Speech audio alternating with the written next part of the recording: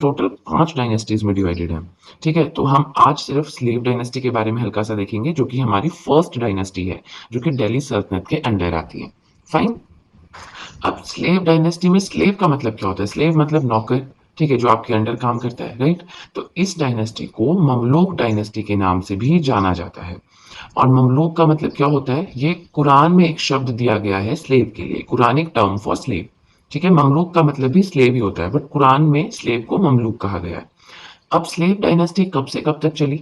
1206 से 1290 तक चली। देखिए, आपको याद रखना है पहली डायनेस्टी कौन-सी है, दूसरी कौन-सी है, तीसरी कौन-सी है, क्योंकि क्वेश्चन कई बार ऐसे भी आता है कि इनको सीक्वेंस में लगाओ। ठीक है? तो आपको पता होना चाहिए।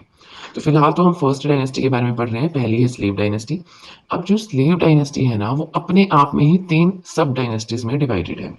पहली आ जाती है आपकी कुतुबी डायनेस्टी, फिर है फर्स्ट इलबरी डायनेस्टी और सेकंड इलबरी डायनेस्टी। आप देखिए, पेपर पेन साथ में रखिए, नोट्स बनाते रहिए, क्योंकि जो तमिलनाडु हिस्ट्री बुक है, वहाँ से मैंने कंटेंट उठाया है, तो आपकी काफ़ी अच्छी प्रिपरेशन हो जाएगी अगर आप मतलब सोच रहे हैं कि अच्छी बुक से पढ़ना है, ठीक है? लूसेंट एंड ऑल उसमें से ये नोट्स नहीं बने हैं, थोड़ा बहुत कंटेंट उससे लिया गया है, but maximum Tamil Nadu history book से लिया गया है। फाइन, तो जो कुतुबी डायनेस्टी है, ये फाउंड की गई थी बाय कुतुबुद्दीन ऐबक। मैं आपको साथ-साथ में आगे बताऊँगी भी कौन किसने क्या किया है, क्या था, क्या नहीं था, ठीक है? तो टेंशन की कोई बात नहीं है एज़ सच। सो फर्स्ट जो इलबरी डायनेस्टी है, ठीक है, वो फाउंड की गई थी बाय इल्तुतमिश, राइट? और जो सेकंड इलबरी डायनेस्टी थी, ये फाउंड की गई थी बाय बलबन। अब देखिए, हमने स्लेव डायनेस्टी पढ़नी है, तो इसमें हमने 4 मेन राजाओं के बारे में पढ़ना है। कौन है वो 4 राजा? तो फर्स्ट है कुतुबुद्दीन ऐबक, फिर है इल्तुतमिश, फिर है रज़िया सुल्तान, फिर है घियासुद्दीन बलबन। इन 4 के बारे में पढ़ना है। देखिए, क्वेश्चन यहीं से आता है। तो एक बार फिर से आपसे रिक्वेस्ट रहेगी, पेपर पेन साथ में रखिए, अपने नोट्स मेंटेन करते रहिए, क्योंकि जैसे ही मिडिवल के एंड तक हम पहुँचेंगे, आपके भी नोट्स उस टाइम तक बन गए होंगे। ज़्यादा से ज़्यादा 15-20 दिन लगेंगे, इससे ज़्यादा नहीं। ठीक है? तो नेक्स्ट अब हमें पढ़ना है कुतुबुद्दीन ऐबक के बारे में। तो देखिए, 4 राजा थे। हर एक राजा को हम एक वीडियो में कवर करेंगे, अदरवाइज़ वीडियो बहुत लंबी हो जाएगी और आपको नोट्स बनाते-बनाते आप बोर भी हो जाएँगे। तो इसलिए मैंने कोशिश की है कि शॉर्ट वीडियो बनाऊँ और इस तरह से वीडियो बनाऊँ कि आप बोर भी ना हों, ठीक है? अब देखिए, हम सबसे पहले कुतुबुद्दीन ऐबक के बारे में पढ़ रहे हैं, right? Qutubuddin Aibak slave of Mohammad Ghori, मतलब ये मोहम्मद गौरी के स्लेव थे, ठीक है? उनके नौकरशाह थे, उनके अंडर काम करते थे। मोहम्मद गौरी ने क्या किया था, he made him governor of his possessions. अब मोहम्मद गौरी यहाँ पे आया, लड़ाई करके वापस चला गया था। तो अगर आपको याद होगा, हमने पढ़ा था कि उन्होंने अपने जनरल कुतुबुद्दीन ऐबक को यहाँ पे छोड़ा था इंडिया में, और ताकि वो यहाँ का जो भी प्रॉपर्टी उनकी बनती है, जो जिस भी चीज़ पे उन्होंने कब्जा किया उसका ध्यान रखे। हमने ये भी पढ़ा था कि कुतुबुद्दीन ऐबक ने फिर मोहम्मद गौरी के जो एरिया था उसको काफ़ी कंसोलिडेट करके रखा था इंडिया में, ठीक है? अब ऐबक जो थे, इनका मिलिट्री हेडक्वार्टर कहाँ था? वेरी इंपॉर्टेंट, इस तरह के क्वेश्चंस आते हैं, ठीक है? तो कुतुबुद्दीन ऐबक ने अपना मिलिट्री हेडक्वार्टर इंद्रप्रस्थ दिल्ली में रखा था, ठीक है? इनकी अपनी स्टैंडिंग आर्मी थी। जब मोहम्मद गौरी की डेथ हो गई, तो उसके बाद इन्होंने डिक्लेयर कर लिया, ही डिक्लेयर्ड हिमसेल्फ इंडिपेंडेंट, अपने आप को इंडिपेंडेंट, अभी किसी के स्लेव नहीं रहे, ठीक है? इन्होंने टाइटल लिया सुल्तान का। इनकी कैपिटल थी लाहौर, ये भी ध्यान रखना है बहुत अच्छे से। क्वेश्चन आता है कि इल्तुतमिश ने अपनी कैपिटल कहाँ रखी, कुतुबुद्दीन ऐबक ने अपनी कैपिटल कहाँ रखी, और हम कंफ्यूज हो जाते हैं। तो कुतुबुद्दीन ऐबक ने अपनी कैपिटल जो है वो लाहौर में रखी थी। इन्हें लाख बख्श के नाम से भी जाना जाता था। क्यों? गिवर ऑफ लाख्स, मतलब ये कई कई रुपए, कई बहुत बड़ा अमाउंट कई बार दान कर देते थे, और अपनी जनरसिटी के लिए भी इनको लाख बख्श कहा जाता था। अब इन्होंने दो मस्जिदें, दो मॉस्क बनाई हैं दिल्ली में, कहाँ कहाँ पे और क्या क्या नाम है वो देख लेते हैं। पहली है कुव्वातुल इस्लाम, दिल्ली में बनाई है। 2.5 दिन का झोपड़ा अजमेर में बनाई है। देखिए, कुव्वातुल इस्लाम वाला क्वेश्चन हमारे यहाँ पे एग्जाम में आ चुका है, तो आप जरा इसे थोड़े हल्के में ना लें, ठीक है? अब चलिए चलते हैं नेक्स्ट पेज की तरफ।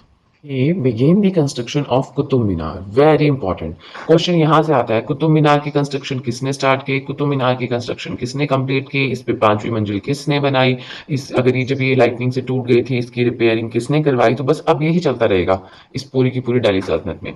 तो सबसे पहले जो कुतुब मीनार की कंस्ट्रक्शन थी, वो कुतुबुद्दीन ऐबक ने स्टार्ट की थी, ठीक है? To honour famous Sufi saint Khwaja Qutubuddin Bakhtiyar Kaki. तो जो ये सूफी संत थे, ख्वाजा कुतुबुद्दीन बख्तियार काकी, इनको ऑनर करने के लिए, इनको नवाजने के लिए कुतुब मीनार बनानी स्टार्ट की थी। ही पैट्रोनाइज्ड राइटर्स लाइक, अब इन्होंने कुछ राइटर्स जो है उनको शरण दी थी, जैसे हसनुल निजामी है, फखरुद्दीन है। क्वेश्चन में कई बार ऐसे भी आता है कि इस साइड 4 राजा होंगे, इस साइड 4 राइटर्स होंगे, फिर आपको मैच करना है किसके टाइम में कौन था। तो ये थोड़ा टफ हो जाता है, तो थोड़ा ध्यान रखना है। और ऐसा नहीं सोचना कि एक ही बार पढ़ेंगे और एक ही बार में सब कुछ याद हो जाएगा। देखिए जो सिंपल सी चीज़ है, जैसे कुतुब मीनार की कंस्ट्रक्शन किसने स्टार्ट की, है ना? और कुतुबुद्दीन ऐबक कौन था, स्लेव था, ये चीज़ें तो याद रहती हैं, बट कुछ चीज़ें से ये है, बख्तियार काकी है, ये आपको तो हल्का-सा प्रॉब्लम हो सकती है। कौन-कौन राइटर्स उनके टाइम में थे, ये प्रॉब्लम हो सकती है। तो ऐसा नहीं सोचना कि अभी याद करना है, जब आप बार-बार पढ़ेंगे ना, क्योंकि एग्ज़ाम ऐसा तो है नहीं आपने पढ़ा और पहली बार में निकल गया, मतलब मैंने कोई सुना नहीं है ऐसा, टाइम लग जाता है। एक्सपीरियंस लेते-लेते क्या आता है, क्या नहीं आता है पेपर में, तो उस जब तक एग्ज़ाम क्लियर होना है ना, तब तक आपको सब कुछ टिप्स पे ऑटोमैटिकली हो जाता है, ठीक है? तो हम राइटर्स की बात कर रहे थे, हसन उल निज़ामी एंड फ़खरुद्दीन। एंड अब इनकी डेथ कैसे हुई? चौगान खेल रहे थे, मतलब हॉर्स पोलो खेल रहे थे 1210 में, वहाँ से गिर गए और इनकी डेथ हो गई। अब जो कुतुबुद्दीन ऐबक थे, इनके बाद जो नेक्स्ट रूलर आते हैं वो है इल्तुतमिश। देखिए इल्तुतमिश में काफ़ी ज़्यादा चीज़ें हैं जो पढ़ने वाली हैं, बट इसको हम नेक्स्ट वीडियो में कवर करेंगे, क्योंकि मैं चाहती हूँ कि वीडियो शॉर्ट हो ताकि मैं वीडियोज़ जल्दी-जल्दी भी अपलोड कर सकूँ, ठीक है? सो आज की वीडियो के लिए इतना ही। मुझे कमेंट सेक्शन में ज़रूर बताएँ आपको वीडियो कैसी लगी, और अगर आपको वीडियो अच्छी लगी है तो चैनल को सब्सक्राइब करना बिल्कुल भी ना भूलें, बेल आइकन को प्रेस करें, वीडियो को लाइक करें, वीडियो का लिंक शेयर करें अपने फ्रेंड्स के साथ। इसी के साथ एक और चीज़, हमने नेशनल मूवमेंट हैंडरिटन नोट्स के थ्रू पढ़ रहे हैं, पढ़ लिए हैं। पॉलिटी हैंडरिटन नोट्स के थ्रू पढ़ ली है। इंडियन ज्योग्राफी के थोड़े से टॉपिक्स कर लिए हैं, बट इंडियन ज्योग्राफी हम इसी के साथ में भी कर रहे हैं। और जो भी इंटरनेशनल ऑर्गेनाइजेशंस हैं, जैसे कि वर्ल्ड ट्रेड ऑर्गेनाइजेशन है, वर्ल्ड हेल्थ ऑर्गेनाइजेशन है, आपकी इंटरनेशनल लेबर ऑर्गेनाइजेशन है, वर्ल्ड बैंक है, तो इन सब के भी मैंने नोट्स बनाए हैं, तो इन सब के लिंक मैंने डिस्क्रिप्शन बॉक्स में दिए हैं। जो भी मैंने कहा इनमें से अगर आप कुछ भी पढ़ना चाहते हैं, डिस्क्रिप्शन बॉक्स में लिंक दिया है, वहाँ पे जाकर पढ़ सकते हैं। फाइन। सो आज की वीडियो के लिए इतना ही गाइस, मिलते हैं नेक्स्ट वीडियो में जिसमें हम पढ़ेंगे इल्तुतमिश के बारे में। So that's it and see you soon.